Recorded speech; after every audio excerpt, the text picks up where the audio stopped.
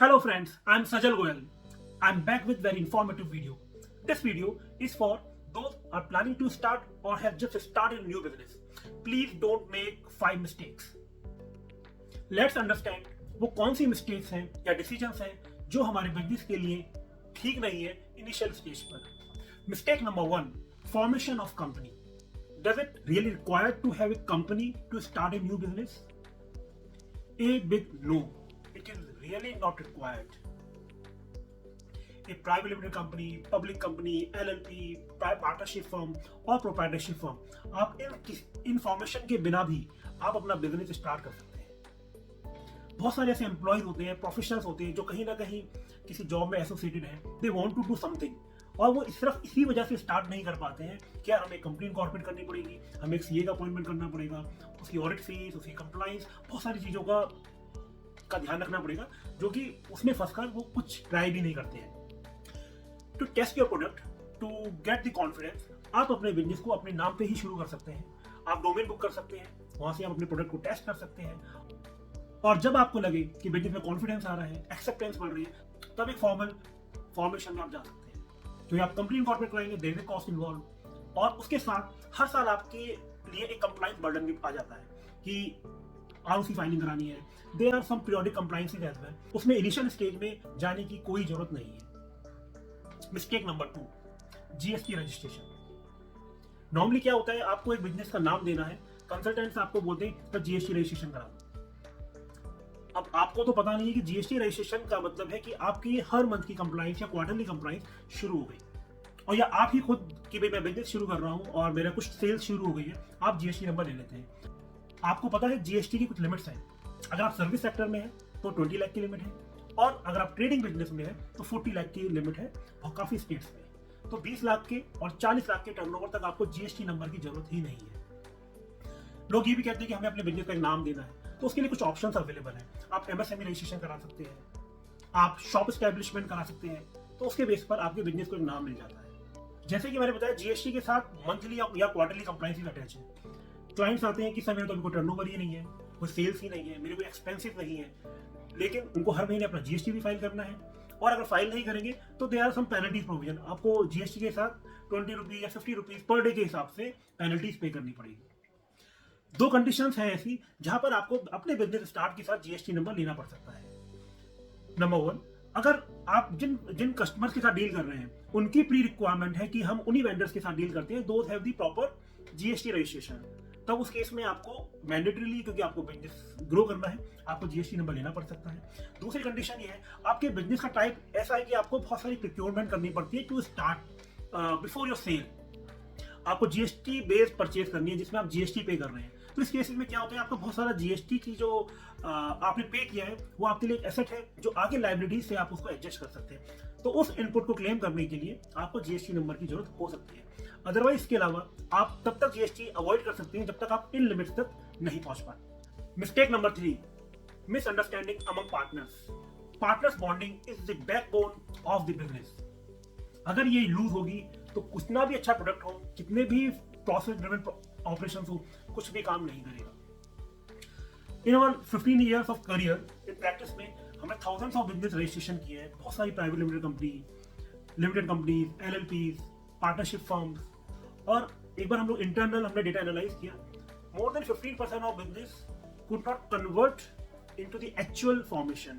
मतलब वो जन्म से पहले ही मर गए, वो कंपनी फॉर्म ही नहीं हो पाई क्योंकि पार्टनर्स में वो बॉन्डिंग ही नहीं थी या उनके वहां से ही क्लैश शुरू हो गए थे. एक सेकंड डेटा हम लोगों ने निकाला, more than 30 to 40% of business get failed in the first year of operation. वो इसलिए होता है, आप you are very confident about your product, एक एनर्जी होती है, एक पैशन होता है, बट लेकिन जब आप बिजनेस के अंदर आते हैं देन चैलेंजेस कम्स आउट जो कि अनप्रिडिक्टेबल होते हैं और वहां से कॉन्फिडेंस लूज होना शुरू होता है. पार्टनर्स के बीच में मिसअंडरस्टैंडिंग बढ़ती हैं और जो एक्सपेक्टेड आउटकम्स चाहिए होते वो नहीं आ पाते हैं and the partner start moving out from the business.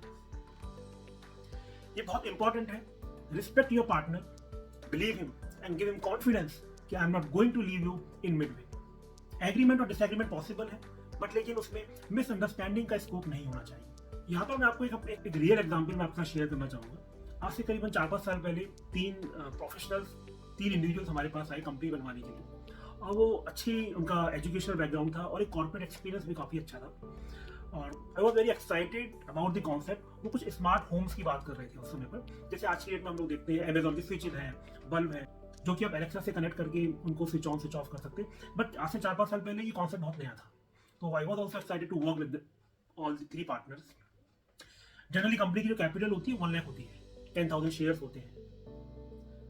Company का नेम फाइल हुआ, नेम अप्रूवल भी आ गया, फिर कंपनी के शेयर्स तीनों में डिवाइड होने थे। वो तीनों पार्टनर्स करीबन 3 से 4 महीने लगे उनको ये डिसीजन, वो 3 से 4 महीने में ये डिसीजन भी नहीं ले पाए जो एक शेयर बच रहा है। 9999 तो तीनों में इक्वली डिवाइड हो गए, जो एक शेयर बच रहा है वो किसके पास जाएगा। तो फाइनली 6 महीने की बहुत मेहनत के बाद, डिस्कशन के बाद, उस कंपनी ने कोई बर्थ ही नहीं लिया, वो कंपनी ऐसे ही बेकार हो गई। इसलिए पार्टनर्स की बॉन्डिंग होना बहुत जरूरी है। Mistake number 4, avoid huge investment इन प्रोडक्ट डेवलपमेंट। ये भी एक बहुत बड़ी गलती होती है।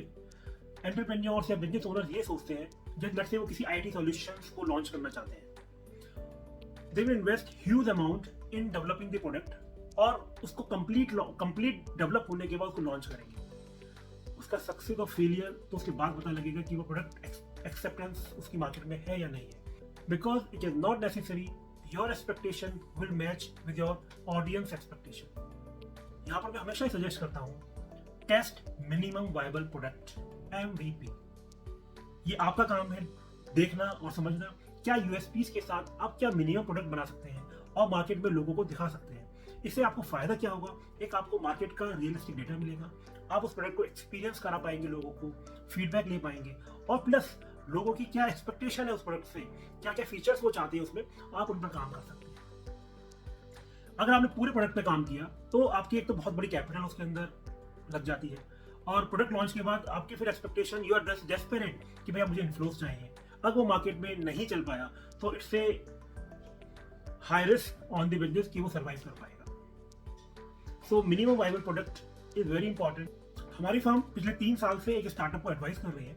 जब 2019 में वो हमारे पास आए थे तो उनका बिजनेस मॉडल ईवी का था, कि जो बैटरी स्वैप वो करते थे, कि जो ई रिक्शा होती थी, वो किसी भी लोकेशन पे जाकर अपनी बैटरीज को चेंज कर सकता है और अपनी पुरानी बैटरी वहाँ पर रख सकता है। वो ऐप पर देख सकता है कहाँ पर बैटरी अवेलेबल है, चार्ज है, जिससे कि वो कहीं भी अपनी लोकेशन पे, नियर बाई लोकेशन पर जाकर चेंज कर ले।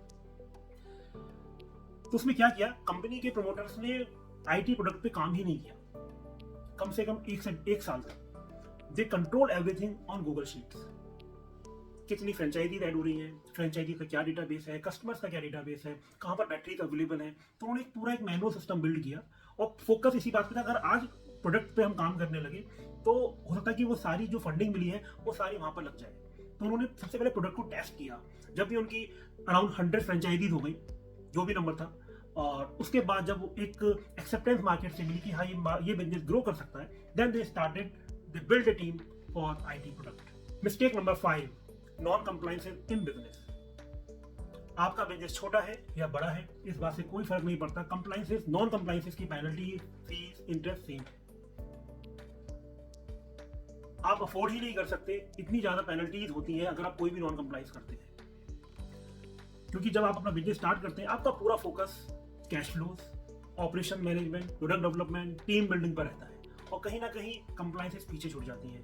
या मैंने काफी केसेस में ऐसा देखा है कि जीएसटी रेवेन्यू जनरेट हो रहे हैं, उस पर जीएसटी आप चार्ज कर रहे हैं, लेकिन आपके कैश फ्लो क्रंच की वजह से आपने जीएसटी जमा नहीं किया। 2 महीने का होल्ड किया कि नेक्स्ट मंथ कर देंगे, 3 महीने, 4 महीने, 5 महीने, 6 महीने, 6 महीने में जीएसटी कैंसिल ही हो जाता है। तब ये मान के चलिए 6 महीने का एक्यूमुलेटिव जीएसटी जमा कराना is almost next to impossible, और बिजनेस कहीं ना कहीं फिर आपको डिसीजन लेना पड़ता है कि आगे कैसे मूव करना है बिजनेस में।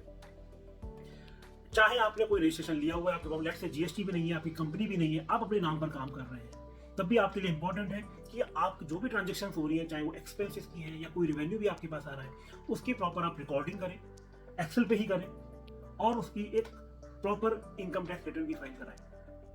आप इनकम टैक्स की रिटर्न फाइल नहीं करते हैं तो 5 से 10 हज़ार की पेनल्टी, टैक्सेस जमा नहीं है उस पर इंटरेस्ट के प्रोविजन अलग है, टीडीएस रिटर्न फाइल नहीं करते हैं 200 रुपीज पर डे की पेनल्टी, जीएसटी फाइल नहीं करते हैं 50 रुपीज 20 रुपीज पर डे की पेनल्टी, आरओसी फाइल नहीं करते हैं उसमें अलग पेनल्टीज है।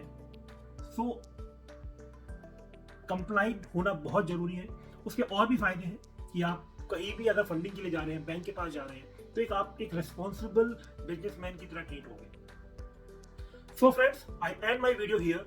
अगर आपको ये वीडियो अच्छी लगी हो तो लाइक और कमेंट करके मुझे बताइए, और इस तरीके की और इन्फॉर्मेटिव वीडियो के लिए, की नोटिफिकेशन के लिए आप बेल आइकन प्रेस कर सकते हैं। Thank you very much for watching this video.